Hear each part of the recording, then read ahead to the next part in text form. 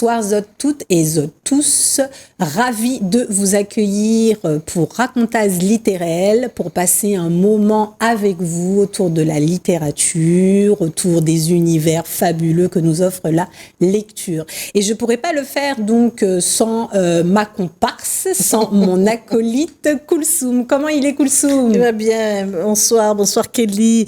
Alors, heureuse de retrouver Azot, heureuse de rentrer chez vous encore ce soir. Alors aujourd'hui, un peu en coccinelle parce que nous, on est dans un univers un peu parallèle, un peu fantastique. Moi, je suis en orange parce que l'orange, c'est la terre. Voilà. On va vous amener un peu dans un univers un peu parallèle, un peu fantaisie, avec donc notre invité de ce soir qui est Nicolas Arthur. Bonsoir Nicolas, comment ça va? Écoutez, ça va très très bien, très heureux d'être ici avec vous. C'est un plaisir partagé. Alors donc Nicolas Arthur, un jeune auteur, voilà. En tout cas, je te cache bien. D'apparence. Donc, tu es venu ce soir pour nous présenter un peu ton univers littéraire qui tourne autour donc de la fantaisie urbaine, du fantastique, et donc tu es très bien entouré donc par tes livres. Donc, si on fait un petit récapitulatif de ta bibliographie qui est déjà très prolixe, très importante. Merci. Donc, le premier roman, ça s'intitule Les Reliques du Diable. Tu peux me dire un peu de quoi ça parle? Alors, Les Reliques du Diable, ça remonte à une époque où je travaillais avec un très ancien éditeur avec lequel je ne travaille plus aujourd'hui. Et du coup, quand j'ai changé d'éditeur et que j'ai commencé à écrire d'autres choses, ce texte-là me tenait quand même beaucoup à cœur. Donc du coup, j'ai quand même voulu le sauver. Mais comme il n'était pas encore tout à fait prêt, on l'a retravaillé beaucoup avec mon nouvel éditeur, La Plume et le Parchemin. On l'a beaucoup retravaillé, on l'a transformé presque, j'ai envie de dire. J'ai réécrit presque jusqu'à 80% de livres. Quand même. Ouais, pour que ça devienne, voilà. Voilà, les héritiers du chaos, dont on va nous dire 2-3 mots. Alors juste, en 2014, donc débute ton aventure avec justement ton éditeur actuel qui est La Plume et le Parchemin. Exact. Tu peux nous raconter 2-3 mots sur votre rencontre, voilà, sauf s'il y a des choses un petit peu tendancieuses. Pas du tout. C'est vraiment le très grand hasard qui nous a fait nous rencontrer, Marie-Danielle Merca et moi, parce que j'étais commercial et qu'elle s'est retrouvée dans mon bureau, tout simplement.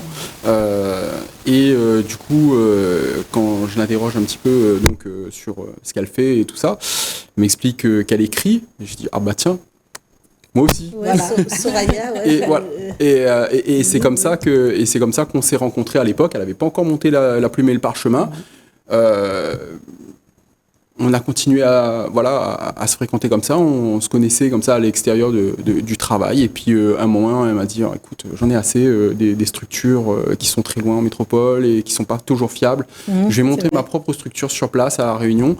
Je vais devenir éditrice. Est-ce que tu as un texte que tu voudrais publier? J'ai dit écoute, j'avais un texte dans mon tiroir que j'avais pas encore sorti. Et donc, du coup, c'est comme ça qu'est né Belém. Voilà. Demgel. Donc c'est comme ça. Demgel est né comme ça, ouais. Les cercles du pouvoir. C'est ça. Voilà, très bien. Oui. Alors, en fait, il y a Demgel. Ouais. Ensuite, tu as réécrit le premier tome. Voilà, donc on a sorti Les Héritiers du Chaos juste après. Après, tu reviens sur Belém. Alors, voilà. Sur un nouvel univers. Dans l'ombre du soleil. Dans l'ombre du soleil, avec d'autres ados. Toujours des ados, ça vraiment, c'est... Alors, Belém plus particulièrement, on est aussi sur le domaine scolaire. Ça m'avait beaucoup inspiré Harry Potter. À l'époque, j'avais envie de revenir, moi, dans l'univers scolaire un peu, où les jeunes vont à l'école, où ils ont des difficultés, comme moi j'en avais par exemple. Voilà. On a tous rêvé un jour de se friter avec un prof et de lui dire cette vérité, quoi. Je veux dire, quand on est élève. Et donc, je me suis dit, pourquoi pas écrire un truc comme ça. Donc, particulièrement dans Belém, je traite ce sujet-là, voilà. D'accord. Ah ouais. Et justement, alors là, tu nous donnes un peu des pistes sur ta source d'inspiration, l'univers des adolescents. On le sent quand même quand on lit, par exemple, Les Héritiers du Chaos, ne serait-ce qu'avec le héros qui n'en est pas un de base, justement. Pourquoi cet univers, justement, tu nous dis que c'est un univers qui te plaît, l'écriture pour toi, c'est un exutoire. Comment est venue justement cette rencontre avec l'écriture ? L'écriture, au tout début, je devais avoir 5-6 ans, j'avais beaucoup de mal à m'endormir, moi. D'accord. J'avais du mal à me calmer, à me poser, donc il fallait, pour pouvoir m'endormir, il fallait que je me raconte des histoires. Voilà. Donc toi, dans ta tête ou que quelqu'un te raconte? D'accord. Dans ma tête, parce que bon, j'avais passé l'âge que maman me raconte des histoires. Elle dit, écoute, maintenant tu sais lire, allez, va lire tes histoires. On va relire tout le temps les mêmes trucs, les Disney, bon, tout ça c'est bien, mais bon, au bout d'un moment, voilà. Et du coup, j'ai eu envie de me créer mes propres histoires, mes propres aventures, mais voilà, je rêvais d'héroïsme, de romans de cap et d'épée, voilà, un peu onirique, un peu comme ça. Mais je créais dans ma tête, mais jamais je terminais une histoire, jamais. Parce que dès que j'avais une nouvelle source d'inspiration qui arrivait, un nouveau truc qui se passait dans ma vie et qui me disait, tiens, imagine ça, imagine cette histoire-là, ça doit être sympa et tout. Alors, je changeais mon fusil d'épaule et puis j'imaginais autre chose. Et c'est comme ça que un jour, je me suis dit, tiens, c'est quand même bête, tout ce que tu crées, tu le perds. Donc, un soir, je me suis dit, juste dans l'idée de conserver une trace, j'étais même pas dans le but de publier quoi que ce soit, je voulais juste conserver une trace de ce que j'avais créé, parce que dans cette histoire-là, dans ma tête, j'étais déjà quand même très très avancé. Du coup, je me suis dit, allez, ce soir, je prends un stylo, je prends un bloc, et j'écris le truc juste pour voir jusqu'où ça va m'amener. Donc j'ai écrit tout ce que j'avais déjà dans la tête. Donc, j'étais quand même déjà bien avancé dans l'histoire. Quand je me suis arrêté, le soleil se levait, il était 7h du mat. Donc en fait, tu n'as pas dormi. J'ai pas dormi, j'ai écrit toute la nuit, j'avais écrit 37 pages. Ah quand même. C'est comme ça que je me suis dit, oui, là il s'est passé un petit truc quand même. J'ai pas vu le temps passer. J'ai pas vu le temps passer. Donc c'est vraiment l'écriture exutoire, l'écriture une sorte de autre toi fantasmé. Voilà. Complètement. Alors au début, bien sûr, quand on commence, parce que quand on commence à écrire au début, le personnage principal, c'est soi-même. C'est souvent bien ça. Et puis après, j'ai appris à construire machin, mais c'est vrai que la base même de mon processus créatif, c'est véritablement ce que je vis, ce que je ressens, les émotions qu'on peut ressentir qui sont parfois trop lourdes dans le réel, trop difficiles à porter, ce qu'on voit à la télé parfois. Ou simplement ce qu'on voit autour de nous, et tout ça mis bout à bout, quand c'est difficile à vivre ou quand c'est je le déverse dans l'écriture, parce que déjà c'est un moyen de se libérer, et puis c'est un moyen de reconstruire sur quelque chose de constructif, en fait, de nouveau, de quelque chose de négatif. On va essayer d'en faire d'une émotion négative, on va essayer d'en faire quelque chose de positif. C'est totalement le cas pour Demgel, par exemple. Je l'ai écrit, j'étais très très en colère à cette époque-là. Et ça à la couverture comme ça. Ça a donné l'histoire d'un démon qui se retrouve coincé sur Terre, très agressif. Mais une histoire fantastique pour autant, avec quand même une romance fantastique dedans. Donc au final, tout ça, on le déverse et on arrive à en faire quelque chose de positif. Voilà, de constructif. Et donc, tu parlais de choses qui étaient dans ta tête, qu'il fallait sortir toute cette imagination. Dans tes personnages, il y a 2 personnages au moins, Indira White et Nila, qui sont de puissants télépathes. Oui. Et déjà, tu parlais déjà de cette relation avec le cerveau et puis d'autres, de kinésie, c'est ça? Télékinésie. Déjà dans Bélem. Alors, explique-nous un peu. Ouais, dans Bélem, ouais. Dans Bélem. Ouais. Et puis ça se retrouve aussi dans Les Héritiers du Chaos. Après, on a l'impression que où ça a mûri, où ça s'est un peu étiré. Alors, autrement, on va dire, de l'autre côté. Ce qu'il faut surtout comprendre, c'est que tous ces livres-là, même si on a une saga en 3 volumes, tous ces livres-là, plus ou moins, sont reliés. Oui, évidemment. À la base, non, c'était des one-shots. C'était juste des choses que j'avais, comme ça. Dans la tête. Voilà, dans la tête. J'ai créé un truc, et à chaque fois, j'ai créé un univers comme ça. Voilà, je me suis dit, bon, allez, ça me plaît comme ça. Et un jour, j'ai eu envie d'écrire une suite aux Héritiers du Chaos. Et puis un jour, j'ai eu envie de créer un spin-off. Et puis le spin-off est devenu un tome 2, la suite est devenue un tome 3. Et c'est comme ça que pendant la crise Covid, où tout le monde avait un petit peu de temps, j'ai écrit en parallèle le tome 2 et le tome 3 des Héritiers du Chaos. Et c'est comme ça qu'est né mon multivers. Ouais, le tome 3 vient de sortir. Hein, le tome 3 vient de sortir. Donc on l'a en exclusivité. Waouh. Il vient de sortir, il est arrivé la semaine dernière. Voilà. Et donc, alors oui, pour revenir à la question, expliquez-nous exactement qu'est-ce qu'on peut mettre derrière la télépathie et qu'est-ce qu'on met derrière la télékinésie. Kinésie. En fait, quand on peut mettre derrière, hein, juste pour... Je ne sais pas si je vais correctement répondre à la question, mais en fait, à chaque fois qu'on crée un univers, on doit créer un univers avec ses règles. D'accord. Avec ses règles et avec ses contraintes. D'accord. Dans Les Héritiers du Chaos, les pouvoirs, et le titre le porte un peu, c'est un peu le chaos. Les pouvoirs, ça va dans tous les sens, c'est un peu tout et n'importe quoi. D'accord. On va pas tout dire, mais oui. Ça fait penser à certaines références, je pense. Hein, tout le monde aura reconnu. Mais voilà, j'ai aussi ces sources-là, moi, d'inspiration. Hein, les Marvel, les comics, les mangas. Tout ça, c'est mes univers. C'est vraiment de là que je puise mes sources d'inspiration pour tout ce qui est visuel dans ce que j'écris, hein, parce que le fond, bien sûr, c'est les émotions, et puis le visuel, ce que je vous mets en scène d'action ou ce que je vous mets en vitrine, voilà, c'est ça. Bah, c'est l'habillage, tout ça. C'est le fantastique et je le puise là-dedans, dans ces univers-là, donc dans les mangas, dans les comics, les Marvel et tout ça. Donc la télékinésie, on le retrouve donc dans Bélem, d'accord, parce que c'est le concept de l'univers de Bélem. Les extraterrestres arrivent sur Terre avec une technologie qui permet de faire de la télékinésie. Voilà. Et le personnage principal, lui, il a un talent particulier pour ça. Voilà. Ça, c'est le propre de cet univers-là. Dans Les Héritiers du Chaos, c'est beaucoup plus, c'est beaucoup plus fourni. Puis on part quand même de quelque chose de très sombre. Ah, totalement. Et pour arriver à quelque chose d'un peu plus positif. On suit quand même le personnage principal. On part de quelque chose de très sombre. Très sombre. La réalité quand même. Bien sûr. Oui. Notre réalité, celle de tous les jours. Le prologue l'explique, c'est-à-dire que on part du monde dans lequel on vit tous les jours, nous. Et il y a un événement qui fait que ce quotidien que nous, on vit tous les jours, il va être transformé pour devenir le monde des Héritiers du Chaos. Mais on part d'un monde qui effectivement est très sombre et tristement, c'est le nôtre. Hein. Exactement.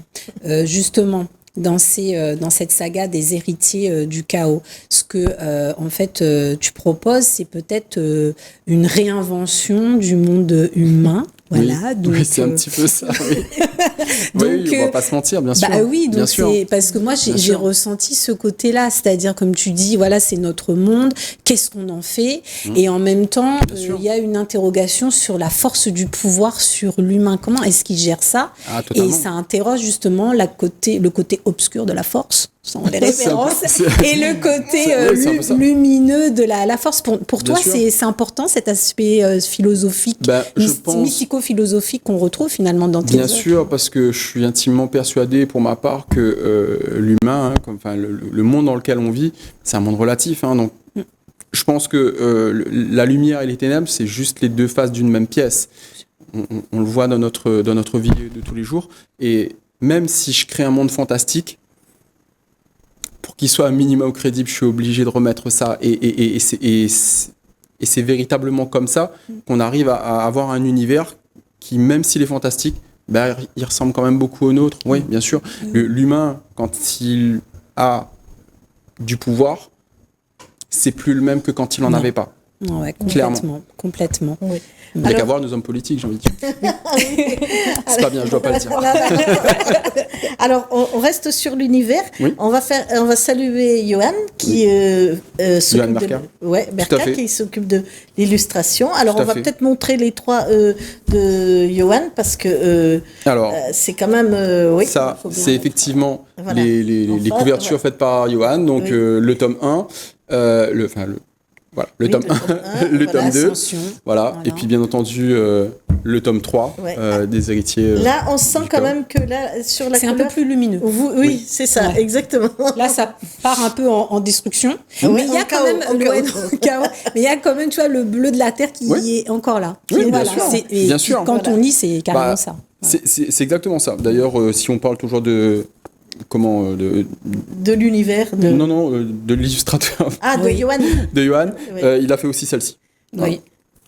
Mais alors là, ici, on a plus c'est le visage des personnages, alors que là, on voit que ça s'efface totalement. C'est plutôt symbolique. Et que même, Voilà. On est plutôt dans les... notre ange On est est de plutôt... dos, hein. Tout à fait. Donc, c'est une autre invitation, un autre type d'invitation. Totalement, parce que celui-ci et celui-ci se passent pas dans le même univers. Ben oui. Tout simplement. Ben oui. Même si c'est des héritiers du chaos dont il s'agit, eh bien, ici, ça se passe dans le monde des chimères, celui des héritiers du chaos à l'origine. Celui-ci se passe dans un monde peuplé d'anges et de démons. Et dans ce dernier, on revient dans le monde des chimères qui est en péril. Ben oui, parce qu'on voit les traits là, on sent le bombardement, on sent quelque chose qui arrive dans la Révolution. C'est un petit peu ça. Alors moi, j'aimerais juste revenir pour le tome 1 des Héritiers du Chaos Oui. et la place que tu fais aux femmes finalement. C'est c'est des femmes qui ont du pouvoir et quelque part elles guident ce héros là qui est en construction. Alors ça pourquoi traduit tu un laisses peu. cette Ça place traduit un petit peu, je pense, ma vision peut-être de la femme, parce que déjà, d'une part, je pense que c'est la femme qui a gagné la guerre des sexes, un petit peu, hein. Dans notre monde en tout cas. Oui. Voilà.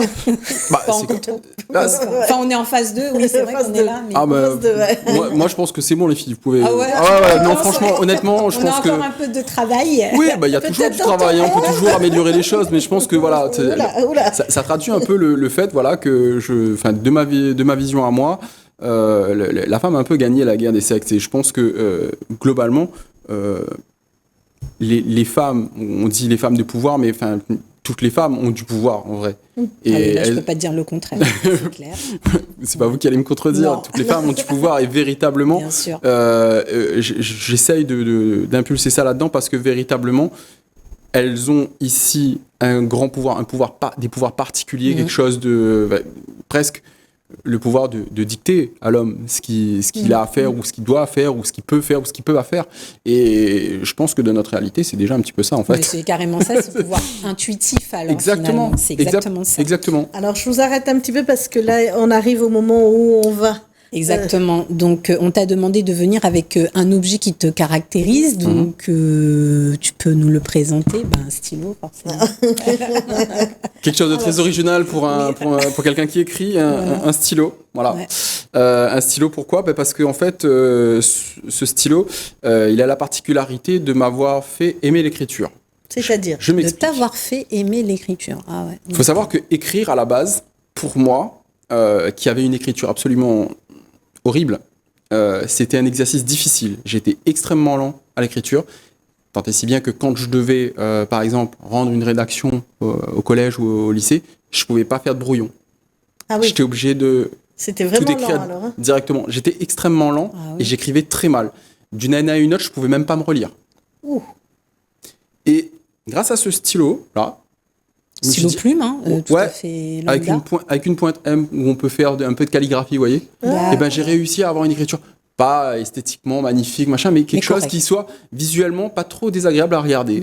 Donc ça m'a fait aimer juste écrire. D'accord. Alors qu'à la base, l'exercice pour moi était pénible.